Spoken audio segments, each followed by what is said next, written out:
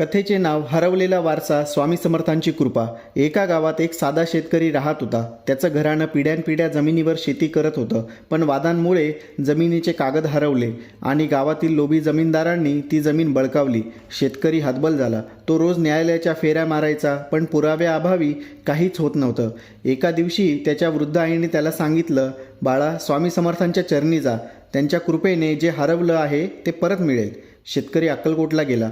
डोळ्यात पाणी आणून म्हणाला, स्वामी, माझ्या पूर्वजांची जमीन गेली, मी सर्वत्र विनंती केली पण उपयोग झाला नाही। स्वामी समर्थ शांत बसले। काही वेळानंतर त्यांनी हसून सांगितलं, तुझ्या घरातल्या जुन्या पाटीच्या मागे बघ, तुला जे हवं आहे ते तिथेच मिळेल। शेतकरी घरी परतला। आईसोबत त्याने ती पाटी उलटी केली।